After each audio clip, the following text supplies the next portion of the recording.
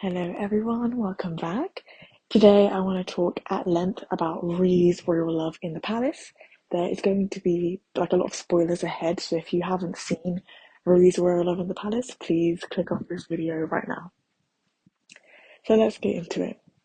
So in Ruyi's royal love in the palace, as you well know, Ruyi is a character that is incredibly principled when it comes to her moral values. She's very deep into Buddhism and prays a lot of the time. Unfortunately, she marries and falls in love and is in love with the emperor and has to take part in a harem as a second wife. And people keep coming for her because they know how much the emperor adores her. In spite of the fact that Ruyi is consistently attacked, she still decides to be a good girl. I'm going to call her a good girl this whole time. She still decides to be a good girl and not really ever target back her enemies. It only gets to the point where Ruyi targets back her enemies whenever they come for her children, which makes complete sense because she is a very protective mother. It takes Ruyi a lot of time to become a mother. She tries really hard to have kids. For a certain period of time, she couldn't after she finds out that the empress, who was married to the first wife, poisoned her so that she would not be able to have any babies. Luckily, Ruyi is eventually able to have babies. In the harem, Ryu's only friend is Hulan, basically, and Hulan is there to help and support her. We meet Hulan as a very weak woman who was essentially raped by the emperor and then forced to be a concubine um, when she was a maid. And she's very weak and very meek, I guess. Meek would probably be a better word than weak. And because of a lot of things that happen in the harem and people coming for Hulan, what she does is becomes a tiger mom. She becomes super, super intense about how she's going to protect Ruyi and herself and her son. And what kickstarts Hulan's journey is the fact that Ruyi gets sent to the Cold Palace. And in being sent to the Cold Palace, Hulan's like, I've got to find a way to get Ruyi out. And she sleeps with the Emperor again, knowing that Hulan herself, she hates the Emperor because he raped her. And she decides to sleep with the emperor again, and she ends up being impregnated and has a son. And because she plans a ruse of sorts, she manages to convince the emperor that somebody else did the act that Ruyi was accused of doing by all the concubines, and so Ruyi is then let go. And it's the first moment where you realize that the emperor's love for Ruyi isn't strong enough for him to, let's say, consistently favor her, even when he knows that she isn't guilty of the crime that she's being accused of. And it's the first time where I think Ruyi kind of realizes that this guy's love is faltering. And for me personally, it really highlights Ruyi's personality because in spite of that incident, she still believes in love long after that incident and way later gets impregnated by the emperor. And it's like, you must be a strong person to see him do that to you, see what he's done to other concubines in the palace and still believe in him. In fact, what I find most interesting is the fact that the emperor raped Hulan. At least that was my interpretation of what happened. And Ruyi, takes in Hulan as a close friend.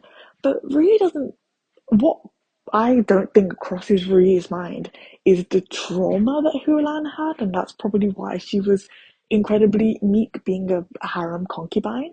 And it's like, Ruyi, no matter how nice you are to this girl, what about the fact that the person that you are deeply in love with violated this woman? Isn't that making you second guess your own love for the emperor? And you might say, but the feelings that these women, especially Ruyi, have towards the emperor are simply complex. And while I agree with that, when it comes to like girls, or women fighting for women or feminism, for me personally, I can't reconcile myself with Ruyi being a kind, good woman, which she absolutely is, and her attitudes towards Hulan, knowing what Hulan went through with the emperor, it just seems at odds with each other. I can't seem to make complete sense of it.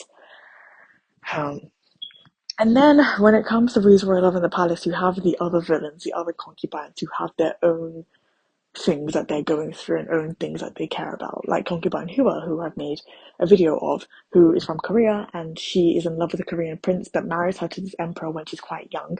And she does everything in her power to basically allow her sons to gain power as princes, so that she can impress the Korean prince. But it's like, you're married to the emperor. In no universe could you, even if you were Empress Dowager, could you do anything that would allow that prince to really have you in his heart? No one who loves you would sell you off to the highest bidder, and that's a simple fact. And Concubine Hua eventually finds that out right at the end and realizes that all her love and everything that she did was completely pointless in the end. And the other women that suffer in Ruyi's royal love in the palace, for example, the really wealthy woman. Hold on 1 second, everybody. Let me just say one thing. With names, sometimes I am not the best at remembering them, but we're going to go through these concubines. So the really wealthy concubine that I am wanting to talk about, who also has a bitter end and has her own personal story, is Concubine Gao. Concubine Gao. So Concubine Gao comes from a very wealthy family, and she's really happy to be a concubine in the palace, and she really shows it off. But she was also poisoned by the Empress because she was the third wife, and the Empress didn't want Ruyi or Concubine Gao to get pregnant. And so she later finds that out when she kind of hits her demise and dies.